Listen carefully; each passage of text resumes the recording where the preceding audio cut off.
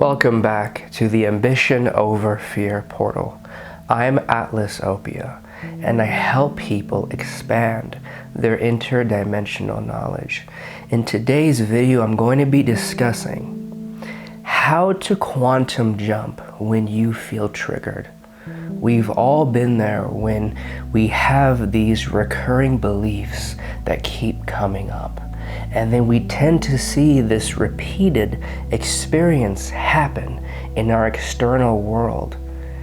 And the key is not judging yourself or trying to force a level of change in your mind, but do this technique that I'm going to present in this video so you can understand that triggers are your opportunity for growth.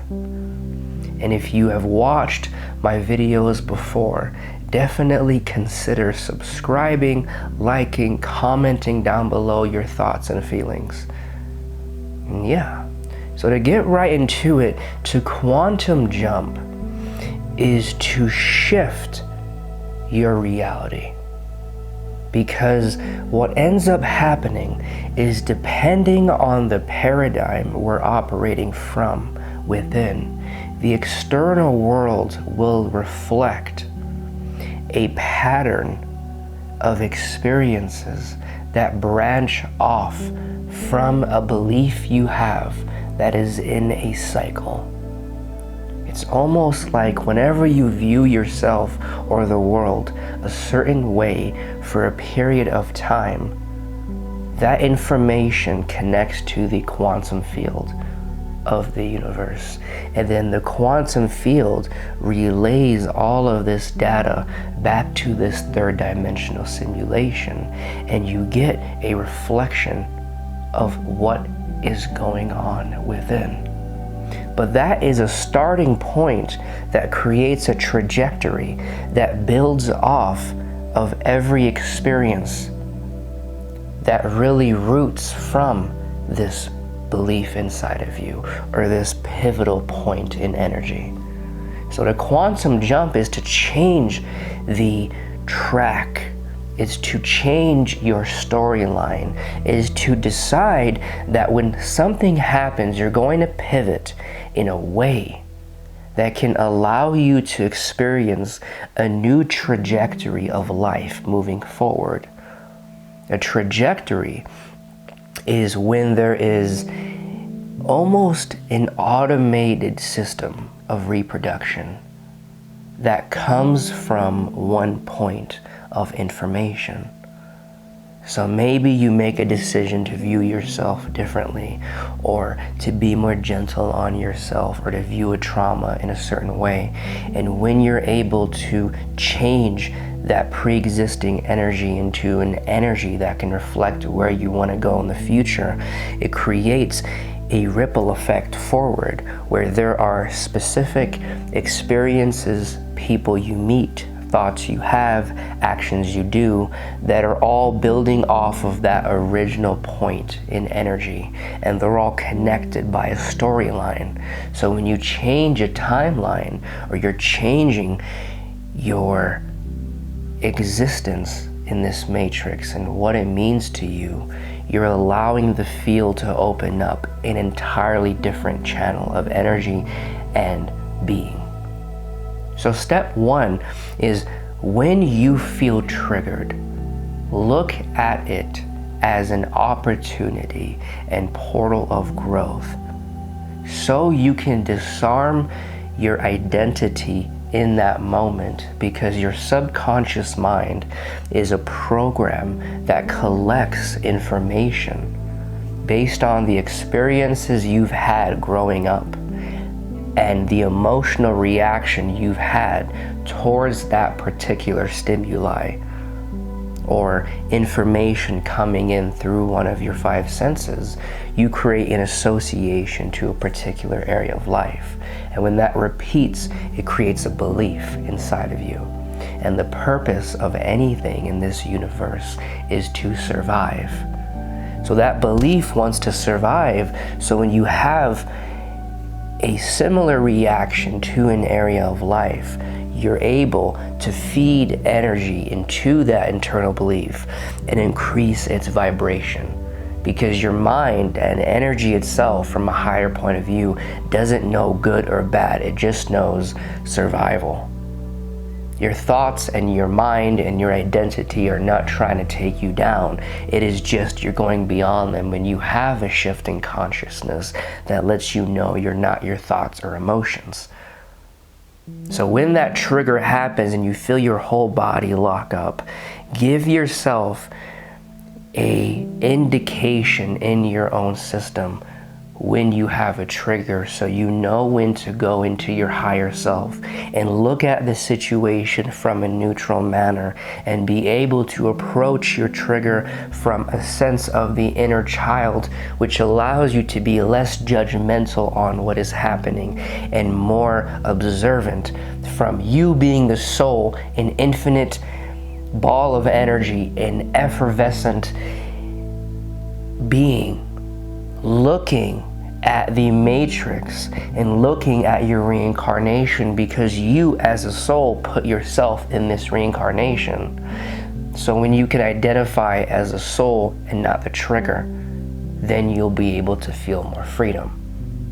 So when you feel that feeling inside of you where it's like your skin's on fire and you want to react and you feel like you need to defend yourself or say something, you feel as if there is an instant need for an action. That is usually your identity trying to defend itself so the beliefs inside of it survive. Because when you're thinking through your higher self, the action that you're inspired to take is more gentle, it's more confident, it is more in flow. So recognize that. Now step 2 is something I previously touched on in step 1, but we're going to expand more into it.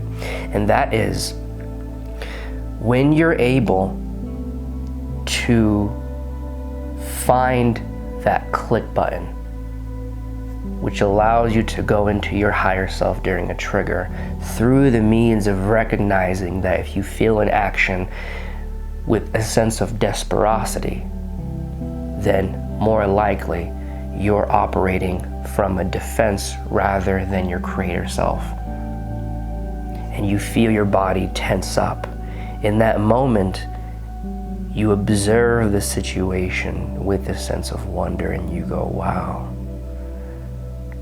this human is really having an intense reaction to this experience. His entire or her entire body is triggering, and every cell in this system is firing off in a way to be in this fight or flight type of situation. And you start observing it from a sense of wonder. So you're not in something is happening to me, I need to fix this or change this or find a way to not be in this energy. You're more in the higher self going, wow, look at what is happening. Looking from the outside in, and with your inner child being curious on what is happening, to have a sense of wonder when you're examining these emotions that are causing you to have such a powerful reaction. Because whether it is a disempowering or empowering reaction you're having, and usually during a trigger it's a disempowering reaction, there is power in that because it is affecting your body, your nervous system, your mind, your emotions.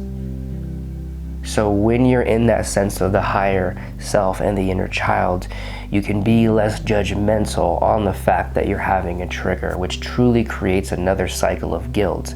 And you're able to go, I wonder what it would be like if this trigger that this human is having can be shifted into a form that is more supportive of where this human wants to go, so he or she can tap into the incredibly powerful nature of the soul and have a more expansive experience here. be in the inner child and be curious how you can take that situation and alter it. So everything in your system can be a resource to where you're going. Nothing is wasted. Nothing has a drowning, heavy feeling, because everything, when you're looking at it from a sense of curiosity, is meant to give you wings to fly to where you want to go. As the alchemist, you see everything as a playful way to interact with energy and make new energy. So step 3 is have the desired reality in your mind. Understand where you want to go. Believe that there is a infinite knowledge inside of you that is providing you with all of these experiences, so you can use every experience as a stepping stone into where you want to go. Finally seeing the puzzle of reality and not seeing the mess, but understanding it's about looking at these scattered pieces and bringing them together to make one coherent form of expansion. When you know where you want to go, you can reframe the trigger to fit that reality. When you have an idea of the story you're moving into, and this can happen by allowing your imagination to be the dominant force in your system. You can use logic as a submissive force, because logic is limited to the rules that which create it. Your imagination is you being limitless and going into the formless nature of your soul, so you can tap into any form of the universe, because everything is one and everything is connected. And when you can feel a version of yourself that is living a particular life, where all of your desires are achieved, all of your goals are accomplished, all of your preferred states of energy are intact, then when you have that trigger, you can take a moment, observe with curiosity, and don't judge your body when you're in your higher self. Imagine your higher self as a parent, mother, and the father, and your body, the reincarnation you've placed your soul in, is a child that you have to nurture. So when you're going through that trigger, you give your body a sense of calmness, safety, knowing that you, the higher self, will take care of what the body and the mind are going through. You're pivoting between two different positions in your own realm of multi-dimensional consciousness. And then you say, how can this experience lead me to where I want to go? How can I frame this experience in a way where it provides a level of energy or details or attribute to my pre-existing identity and journey that can allow me to come closer into the embodiment of energy I need to be in alignment with to get to where I'm going? To view it like that, and things will change.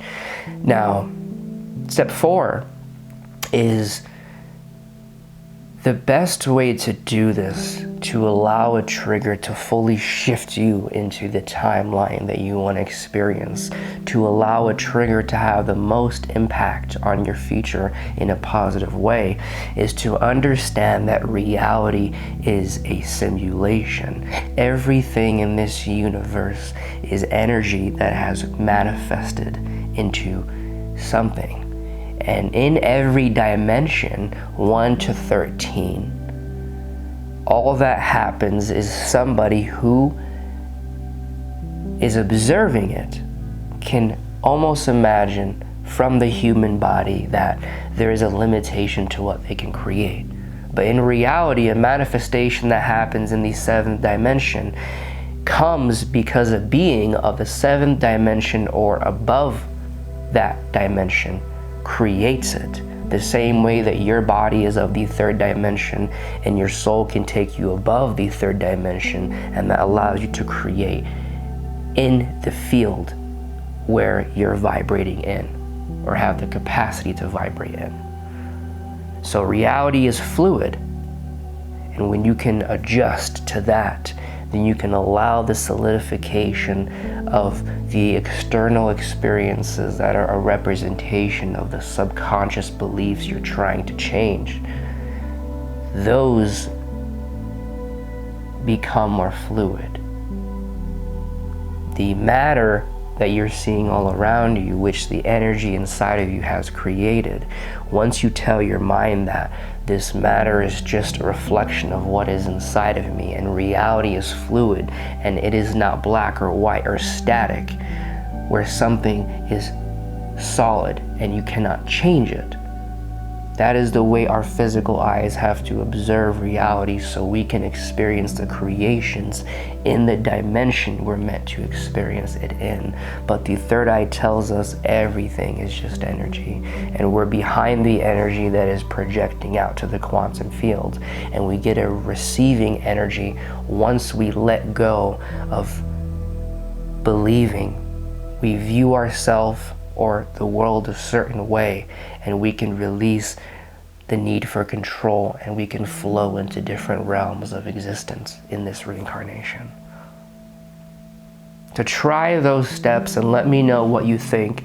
And I make videos every Tuesday and Thursday. Definitely subscribe if you're interested in not only mastering one realm of your consciousness, but you're wanting to understand how multiple layers of energy come together for you to have one experience. Because when you're trying to heal yourself, psychology is important, but that is one layer in a multi-layered cake that you need to understand. And if you're a empath or a starseed or an alchemist, and you want to expand in a way where you can tap into the alternate dimensions of your consciousness with more strategy and clairvoyance, then consider my Galactic Quantum Coaching, where I break down the actions you can perform in the quantum field in a divine masculine structure, which gives you the language you need to understand what is happening in the higher dimensions of the universe that you're getting to experience through your soul. I use both the feminine and the masculine, but I have created a collection of interdimensional skills that can allow you to navigate things in a more organized fashion. Let me know, guys, and check out my other videos. I hope you guys have an amazing day. Bye.